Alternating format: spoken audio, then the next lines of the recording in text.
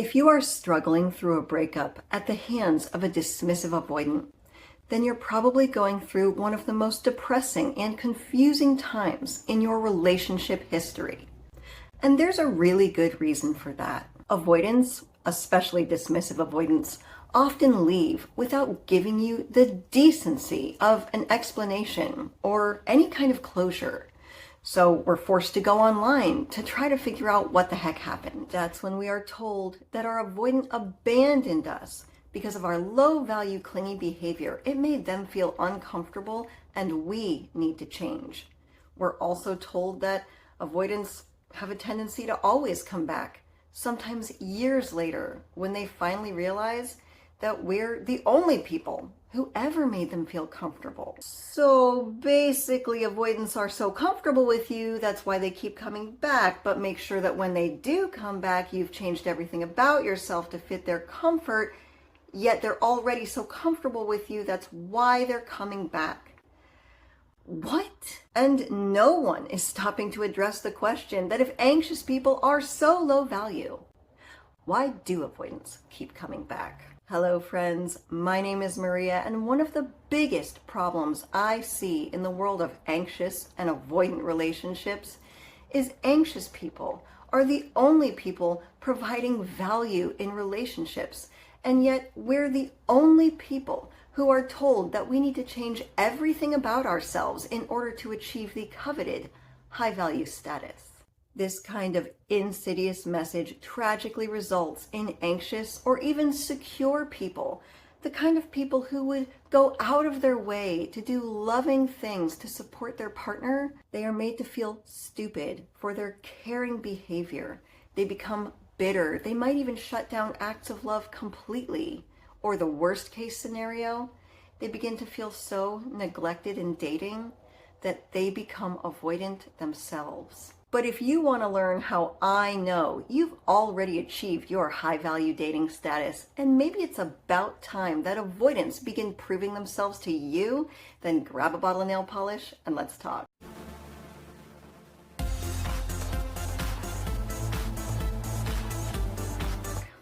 The talking heads of YouTube love to tell anxious people that we are low value because we make ourselves far too available. They always offer some video game reference, like when your character finds an object that is scarce, it has more value. Well, that's great if you're playing World of Warcraft, but in real life, who the heck wants a partner who never answers their phone when you need them? How is avoidance making themselves scarce so valuable? Over the past couple of years, I've had quite a few avoidant attachers make comments on my videos. They say that anxious attachers are just as toxic as avoidants, and we all need to do the work to heal ourselves. But anxious people are healers.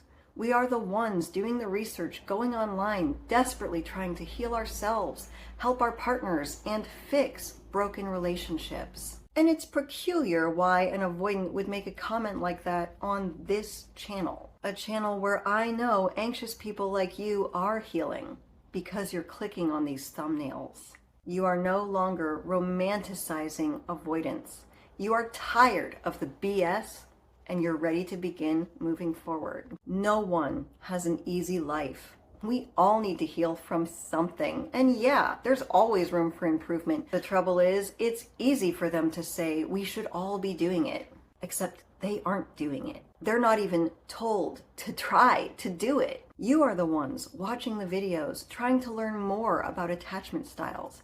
And I have something to ask you that might sting a little bit. Sitting right where you are in this moment, if you were to ask this avoidant person that you are putting up on a pedestal, if they would be willing to watch one video on how to have a more functional relationship with you, do you believe in your heart that they would do it? Because if you are investing all of this attention and energy, and the answer to that question is a hard no, well, it might be time for you to lower down that high value pedestal just a little bit. You are valuing this avoidant person more than you value yourself, and yet you are the only person that matters because you are the only person who's willing to do the work. I have a commenter, Leave a Sligo, who has also noticed that when it comes to the world of anxious and avoidant relationships, Avoidants are touted as the valuable partner, and it's all on the anxious attacher to do all the work to change. Leva says, by the way, how many videos about relationships do we see that are like, how to get your anxious partner back, how to have a better relationship with your anxious partner, and how you as an avoidant should show up for your anxious partner. And also a note that it's kind of a fashion in social media nets to speak out about your avoidant tendencies and romanticize them as you wait for a companion. I am literally fed up by this misleading information. Yeah, you and me both. It's like the entire world encourages us to explain away avoidant behavior and wait for them because they are so darn valuable. But allow me to tell you how I know you are the valuable one, and your avoidant is going to miss you once it finally hits them that you're gone for good. I was once watching a business summit where rich and successful entrepreneurs, one by one, got up on stage and told personal stories about how they were able to make it big. One particular multimillionaire looked out into the audience and posed this question. When it comes to business partnerships, who do you want by your side? Someone who's been through 3 recessions, they've stuck it out, they're still around, and they've learned how to adapt and succeed in different kinds of environments? Or do you want a partner who hops in and out depending on what's going on in their life at the time, whenever it's convenient for them? And yeah, this was his real life word-for-word question. And he asked this question to an audience of thousands of people, and they all begin chuckling. Oh, silly rich businessman, of course we want the partner who sticks it through. And they laugh like it's such an easy answer. But I'm not convinced that when romantic feelings are involved, the answer is so glaringly obvious. And this is why in a lot of my videos, I try to take a romantic relationship and put that same dynamic into a parallel and platonic scenario, like a job or a friendship.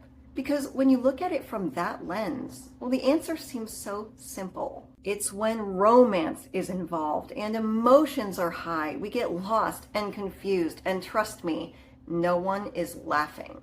That simple answer, we completely lose sight of it, and that's why there are hundreds of thousands of people clicking on videos every day about how to get a narcissist or an avoidant to regret leaving you. And no one stops to analyze if they really want this kind of a person with them in the future, in life, because life is going to hit recessions. And I am sure that the bedroom fun with your avoidant was phenomenal. And because you were probably the one that got ditched, you're also probably the one putting them up on a pedestal, and they look valuable and they look incredible. But welcome to the other half, where we know attraction is not just about looks. We also have to take care of the inner half. Because if we rush and we start clicking on videos on how to get someone back who makes us feel like crap, we're never going to get the time and the space to wonder what it is that we really want for our own future. If the day ever comes that they do come back to you, you'll think at first that, well, this is your dream come true, right? This is everything you ever wanted. Except it's going to become very hard for you to ever embrace this person without thinking, how could you do that to me? How could you just leave me like that?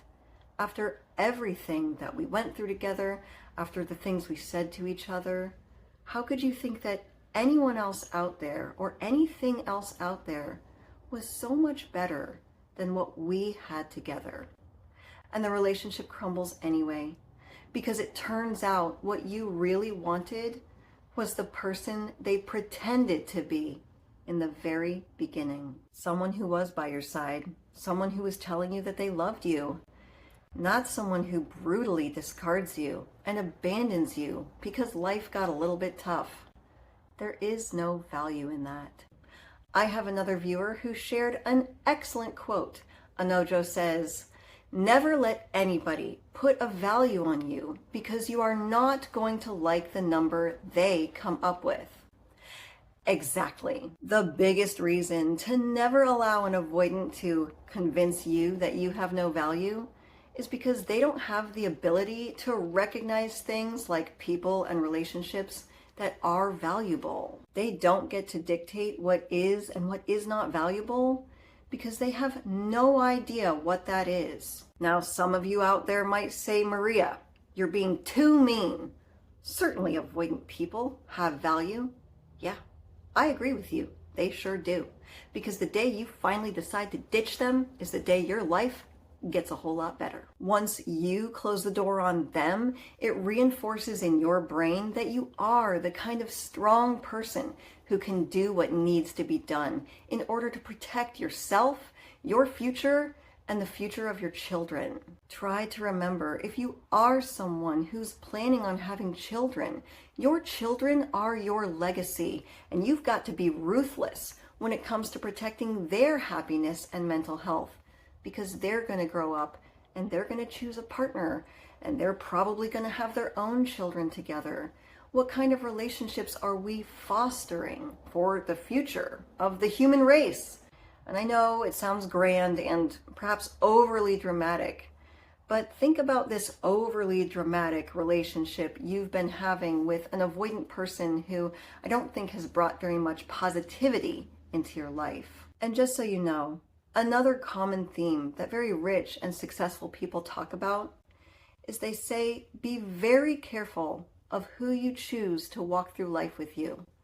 Picking a partner is one of the most important decisions for your future you will ever make. So it sounds like who you choose could make a pretty dramatic impact on the rest of your life. You have so much value in your warmth and kindness and generous nature.